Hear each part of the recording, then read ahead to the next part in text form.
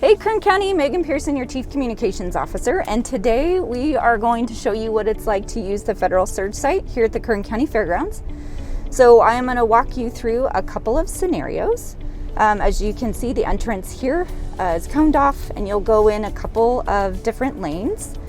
Our option today, I'm actually going to show you exactly what it's like not to have an appointment. And so what you would do is if you had an appointment, I want to point out that you would actually go into this lane over here. I'm going this direction because I don't have an appointment so that I can show you what it's like. You could also show up and do a fast registration yourself using a QR code. And we'll show you some clips of that in a second. So I'm pulling into Station A right now. And what I'm going to let them know is that I don't have an appointment. When you do pull in, make sure that you only open your window a crack because this is a testing site and you could have COVID. We want to protect our volunteers. And so, he's telling me just to roll it down. Have you already registered? I have not. I need to register. Okay. Do you want to register yourself or do you need some help? I need some help. I don't have a smartphone. So if you go down here, these gentlemen are going to guide you to the right. You're going to make a U-turn at the end of the street and Station B, they'll help you register, okay? Awesome. Thank you. Okay, so what he's telling me is that I need to follow this road down and I'm gonna make a right, and there's a long little loop that we're using to pull some traffic off so that we can keep the traffic flow moving throughout. Now, if I had a smartphone and I wanted to do this myself, you'll see the gentleman directing me this way. I would be able to scan a QR code and it would take me directly into the registration process. And I could provide my name, my email address, any other information that I need to have.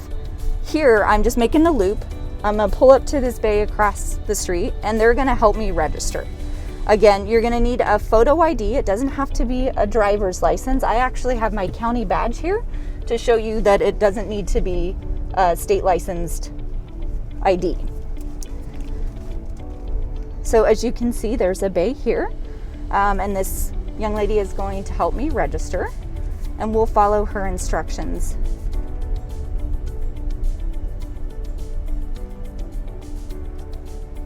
She's probably going to tell me to roll down the window just a little bit. Just a moment, thank you. Is it just one person that's registering? Just one person. May I have your ID? All right. So I'm showing her an ID that is not a California driver's license. And it's just my county badge. You can, I'm sorry. All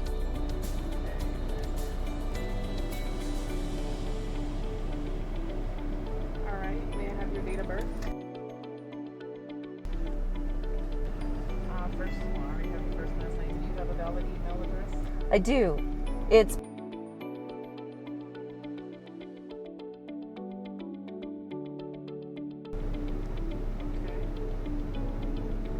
How about a valid telephone number?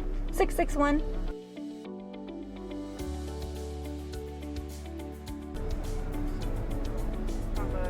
A valid address for you? 1115 Truxton Avenue, and that's Bakersfield, California, 93301. Okay. And are you a healthcare worker or first responder? No, Do you have any one or more symptoms? I do not have any symptoms. Okay, so give me a few minutes. I'm going to go ahead and register you, and then I'll be right with your voucher. Awesome, thank you. Okay, so since you probably couldn't hear what she was saying, she needed my name, a valid address, and a phone number, and an email address. And that's how you get your results. So it's really important that you have that information. So they will email you your results, or you can go into the portal and get them. You'll need to have an email address to do that, so make sure that you have that available to you. As a backup, they can mail them to you, so make sure you provide a valid address. What you heard me provide was my work address. I wouldn't recommend doing that. I would recommend using your home address for all of that. And then they went through some background information like nationality and health questionnaires related to your symptoms. and what you do for an occupation. So some occupations have a higher priority and they get their tests done faster. So it's important that you answer those questions, and obviously if you have any pre-existing conditions or symptoms that could influence the severity of your case, you'll want to share that information. So what she's doing now is she's putting the information into the computer, because we're saying in this situation that I'm somebody who doesn't have a computer at home, or I don't have a smartphone, or I'm not comfortable registering myself. So she's going to do that for me. And then what she's going to do is she's going to come back and she's going to give me the voucher that if I had done it myself, I would have printed, or I would have had an electronic version. And she's going to put it on the dash.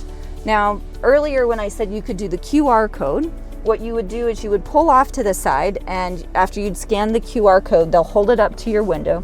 You scan the QR code, it pulls up the registration system, and you would go through the exact same questions that she asked me yourself on your smartphone.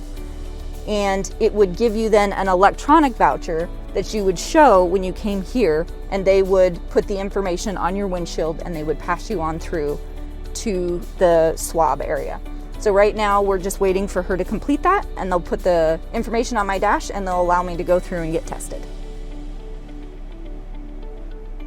Okay, so she's finished the process. She's registered me. You'll notice that she's put on some gloves and she's in PPE now. Okay, date of birth. Correct?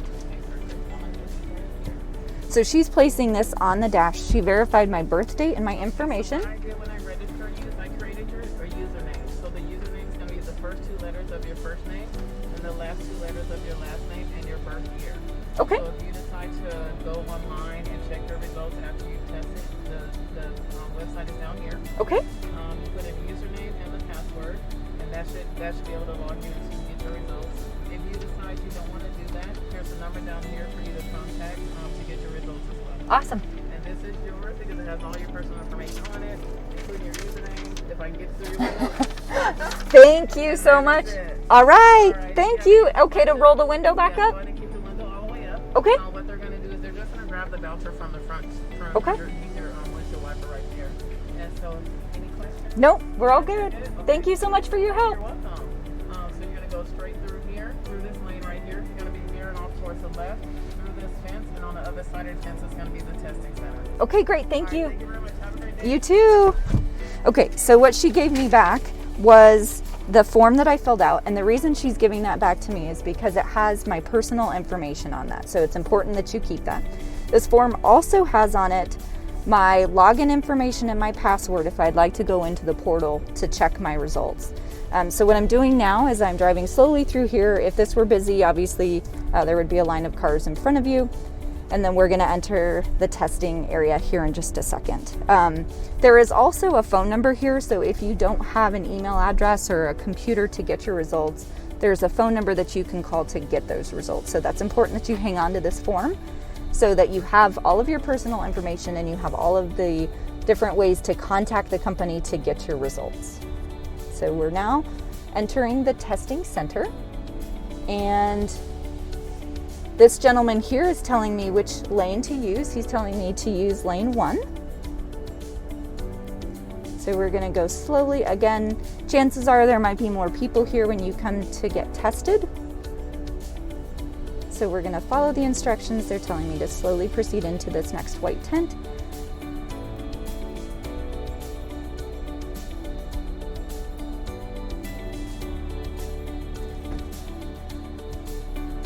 So I'm going to put the car in park. It's really important that you do that because you are going to get swabbed.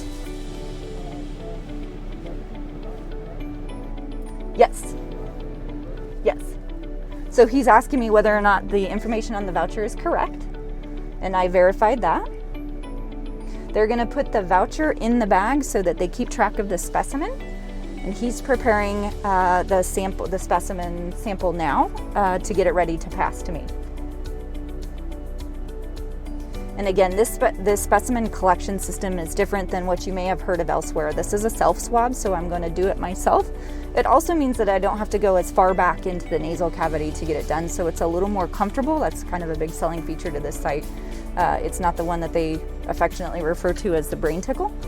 So it's about mid-range up your nose, and he'll give me instructions on how to do that correctly. It is really important that your car is in park because it could be a little uncomfortable. It's not bad, just a little bit, and you want to make sure you're keeping yourself and the other individual safe. Okay, so he's telling me to roll the window down. I'm gonna pass you the kit. Okay. Inside the kit, there's a little test tube. Uh-huh. Go ahead, take it out, place it on your lap, and just leave it there for now. Okay, so he's telling me to take the All test way tube at the out. bottom. So here's the test tube. Okay, Take that out. Place it on your lap. Like, Okay, go back to the test kit. Okay. Take out the Q-tip.